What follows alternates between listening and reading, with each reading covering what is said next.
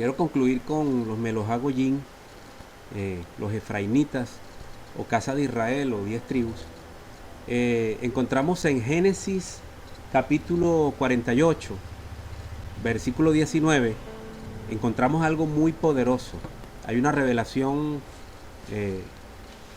bien grande acá y tiene que ver con las naciones.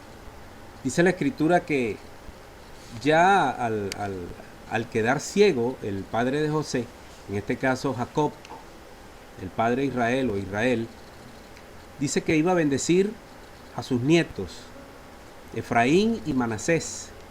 Y dice que cuando les iba a bendecir, él cruzó las manos de esta manera para expresar de que la bendición, en vez de dársela al primogénito, que era el mayor, se la dio al menor, en este caso que era Efraín.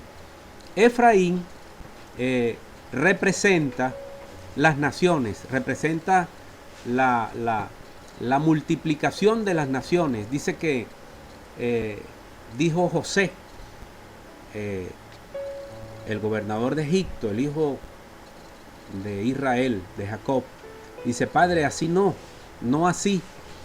Y él, pues, parafraseando el texto, le dijo: deja quieto, que esto conviene así. Esto lo vamos a hacer de esta manera, porque al que yo le estoy dando la bendición, lo voy a multiplicar y va a ser más grande. Y dice que lo puso por encima de Manasés. Y dice que de él saldrían naciones, saldrían reinos. Entonces encontramos de que los efraimitas vienen siendo parte de las 10 tribus del pueblo de Israel, que se multiplicaron y que se extendieron y que hoy en día están aquí en América. Entonces hay una bendición grande y explosiva, ¿no? Que les vuelvo a comentar, Apocalipsis 7, que dice que Juan veía una gran multitud como la arena del mar.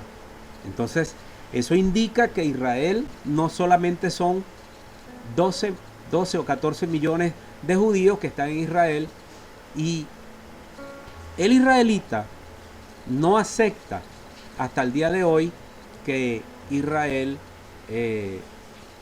sea restaurado, sencillamente porque ellos solamente se van a la expulsión del pueblo de Israel, cuando el Señor dice que los abortaba, que los echaba a las naciones. Pero dice la escritura en Oseas 3:5, y dice: y después de esto volverán los hijos de Israel en busca del Señor, de Elohim, el Dios tuyo, de David su rey, y buscarán al Señor. O sea, habla de una restauración, al igual que Ezequiel 37. Hay una promesa de restauración. Dios promete que su pueblo volverá, y su pueblo está volviendo, y su pueblo se llama Israel. Ahora, seguimos en el tema. Fíjense entonces que todos estos israelitas, Melojagoyín, están diseminados entonces por toda América. Están diseminados de una manera asombrosa, se han multiplicado como dice la escritura, como la arena del mar. Y encontramos de una gran multitud, que dice Ezequiel 37, que veía una osamenta gigantesca, y estaban secos en gran manera, y que dice, haciendo acotación al profeta Ezequiel, dice el profeta en Ezequiel 37 que el Señor lo llevó a esa osamenta y le dijo que vivirían estos huesos, y el Señor le dijo: tú lo sabes, Señor. Y comenzó a profetizar carne, tendones, nervios, tejidos, hasta que faltaba el espíritu. Y le dijo: profetiza, espíritu de los 4 vientos, rúa de los 4 vientos, ven sobre estos huesos.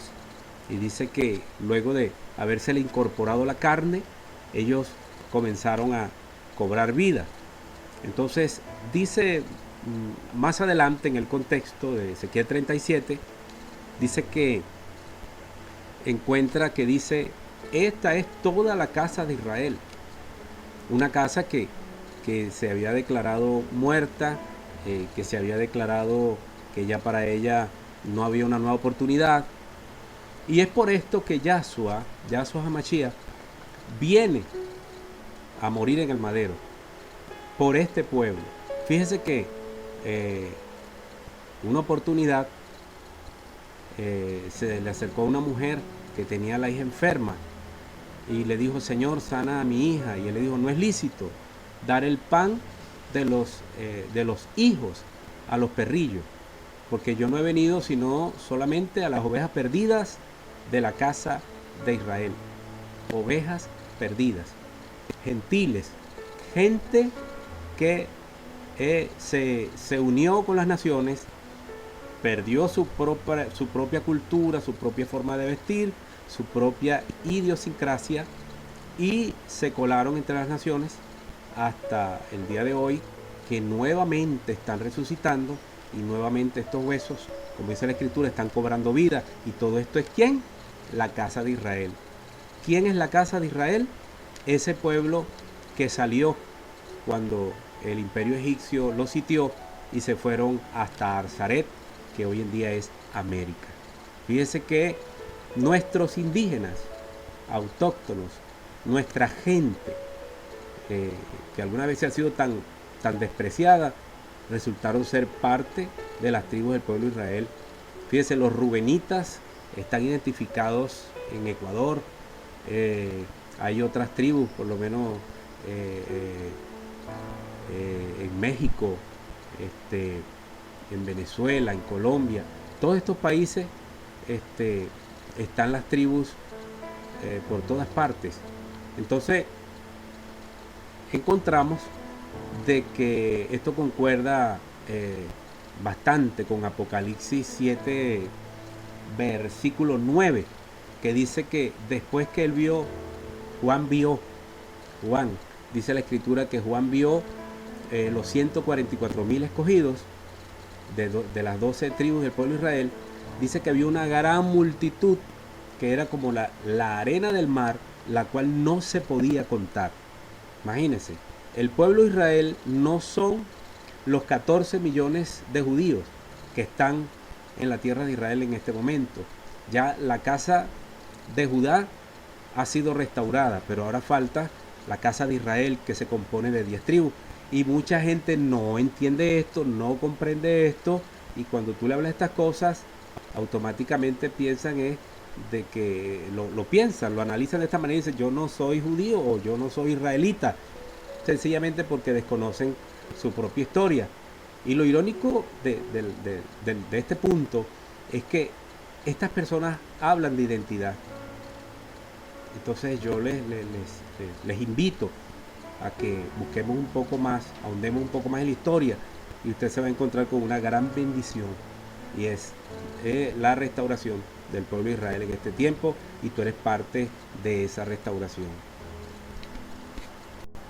Ya para concluir, nos encontramos con el último grupo de gentiles, que son los gentiles forzados de Sefarat. ¿Quiénes son estos gentiles forzados de Sefarat? Una vez que el pueblo de Israel sale al exilio asirio, posteriormente había quedado Judá y Benjamín y la media tribu de Leví en el sur de Israel. Fueron sitiados por Nabucodonosor II del imperio babilónico del 607 al 586. Nabucodonosor II sitió a Jerusalén y llevó cautivo a muchos judíos de la tribu de Judá, pues, y de la tribu de Benjamín, de los cuales algunos escaparon, o muchos, unos cuantos, pues, escaparon y se fueron hacia Sefarat. Sefarat queda en la península ibérica, entre España y Portugal. Sefarat era el nombre que se le daba a España. Se llama península ibérica porque era la península de los hebreos, la península de los que guardaban el libro, Séfara, el Sefer, el libro del Sefer. Sefer es libro. Entonces, esta gente comenzaron a asentarse por cantidades en España y comenzaron a formar lo que hoy en día es España. Este grupo de personas posteriormente comenzaron a multiplicarse hasta que la Santa Inquisición católica comenzó a perseguirlos y los obligó a hacerse adeptos al catolicismo. Estos son los que se les llamó en ese tiempo, en los años 1480 y tanto, los marranos, personas que eran convertidas a la fuerza. Estos gentiles, o sea, obligados a gentilizarse, estos judíos, algunos lograron escapar.